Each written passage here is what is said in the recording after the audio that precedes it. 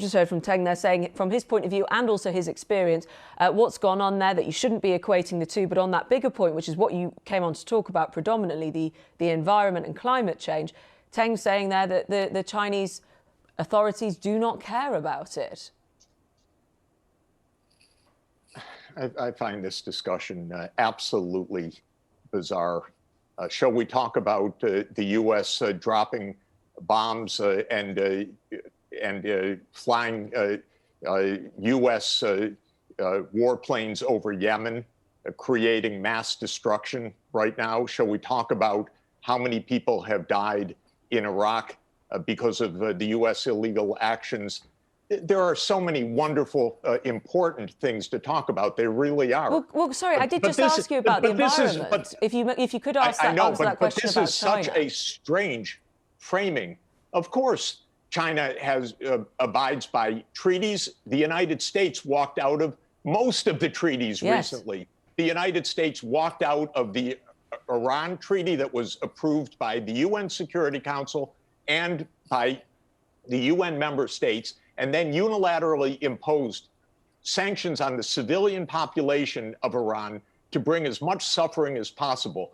That is an absolute abuse. But there is a new administration. There is a new administration now, which is what happens. That's good. And so just bringing us up to date, which is what I'm trying to do. I take your point there that we've got to talk about what America has also done, whether there's equivocation here, you know. Teng Biao just described what you were saying as whataboutery, and you're parroting the line of the Chinese Communist Party. Yes, but he is allowed his view of your view. Of course, and I'm allowed to completely disagree with it. And you have, but I am keen. No, it's not about whatism. It's about how we are going. It's about how we are going to get along on this planet. From what you have said, it doesn't sound like you think the Chinese should, because, as you rightly say, of what America has been doing for the last 4 years, it doesn't sound like you believe the Chinese should trust the Americans over a climate change deal. Is that right? I believe that the framing of this story of how can the U.S. trust China is bizarre. But sorry, I did just ask you a question. I think that the Chinese and the U.S. should sit down for serious talks, and then they can forge a pathway, as they did in 2015, to reach the Paris Climate Agreement.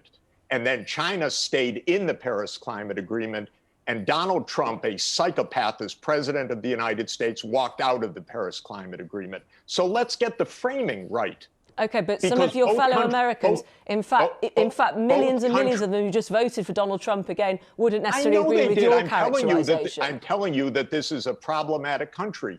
And therefore, for one country, or for your story, to be saying that this is all about how can one trust China is really bizarre. A point you have made repeatedly, and we were trying to get more onto the environment there and what should happen next, which you did come to. Jeffrey Sachs would go, we have used up all our time, and I'm sorry to say that, but thank you. The two countries successfully agreed on Paris in 2015. We should build on that. An important point, Jeffrey Sachs, thank you for your time.